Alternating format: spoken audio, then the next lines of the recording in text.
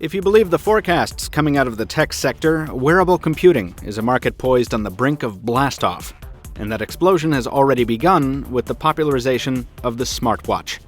On Pocketnow's comparison table today are the two principal reasons for the new category's relative popularity: the Kickstarter-facilitated Pebble smartwatch and the new Samsung Galaxy Gear. Which of these is a better fit for your wrist? Let's find out. I'm Michael Fisher, this is Pocketnow, and this is Samsung Galaxy Gear versus Pebble smartwatch.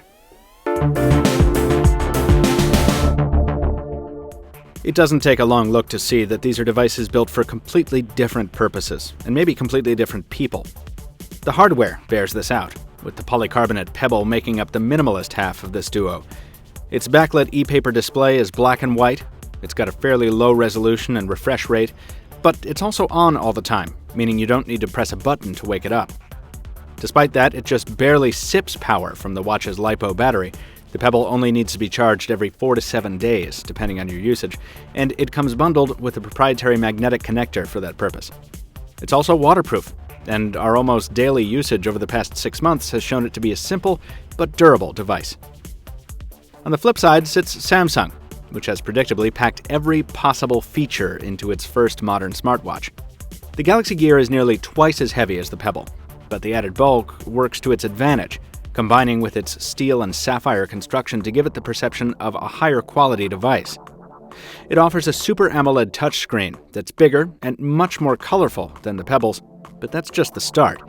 It also comes packing a spec sheet that wouldn't be out of place on a low-end smartphone from a year ago, in addition to a 720p camera in the wristband and a speaker-microphone combination for taking voice calls on your wrist.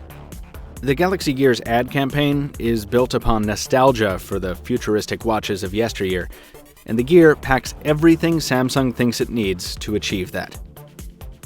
That means the Gear's software experience is much more elaborate than the Pebbles. Where the Pebble is essentially a second screen for your smartphone, showing you notifications as they come in, and that's about it, the Gear is better characterized as a fully fleshed out accessory, with the beginnings of an entire ecosystem of apps and mini-apps. Of course, Pebble's got an SDK of its own, and developers have already created a bevy of custom watch faces and apps, but the Gear's added capabilities, like voice input, mean you can do more with it. A good example, besides the obvious phone calling, is the ability to record voice memos, or to reply to a text message via voice dictation. And the camera can be used for some really compelling and useful features like on-the-fly language transcription. Just don't plan on using those added features with anything other than a Samsung device. One of the Gear's biggest handicaps is that you need a Galaxy Note or a Galaxy S4 to use it, and even then, you need to be running the latest Android version. By contrast, the Pebble will work with just about any Android smartphone or iPhone. But ironically, because of Samsung's customized software, it doesn't exactly play nice with Galaxy devices. The Pebble comes out on top in areas other than compatibility. While less impressive on paper, the smaller device actually delivers a better experience in terms of the core feature any smartwatch needs to succeed: notifications. Pebble has no trouble displaying pretty much any notification you throw at it, from vanilla options like SMS and email to Facebook, Instagram, and Hangout alerts. And you can even preview most of those messages right on the watch. Not so with the Galaxy Gear.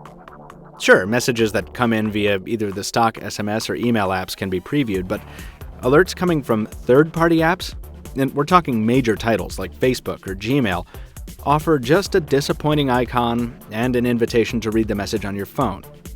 Considering the whole reason behind wearing a smartwatch is to avoid taking the phone out of your pocket in the first place, that's a pretty major oversight.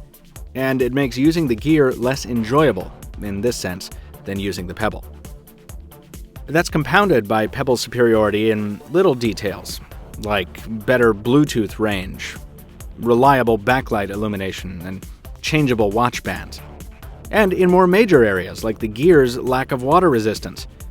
Where the Pebble is a watch you can knock around and wash dishes and shower with, and generally not worry about banging up, the Gear is much more a fancy watch, something you treat with kid gloves.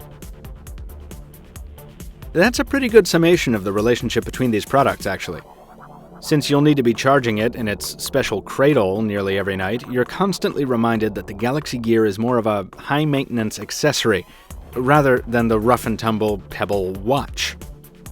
The Gear wins a lot of points for its elaborate feature set and its superior build, but the Pebble, for now, actually fulfills the fundamental role of a smartwatch better. That, plus its wider compatibility, and the fact that it retails for half the price of the Gear, make the Pebble the smarter watch to buy if you own anything except a high-end Galaxy smartphone. If you'd like to learn more about the Pebble, check out our video Life on the Pebble Smartwatch, which we published several months ago when we took delivery on our Pebble. And if you want to learn more about the Galaxy Gear, stay tuned this week. We have a lot more coverage on that device coming up. In the meantime, please toss us a like if you enjoyed the video. Thank you for watching. In the meantime, leave us a comment down below if you have a question or some feedback, and visit us at Pocketnow.com for a lot more coverage on all things mobile. Until next time, this has been Michael Fisher with Pocketnow. Thank you again for watching, and we'll see you soon.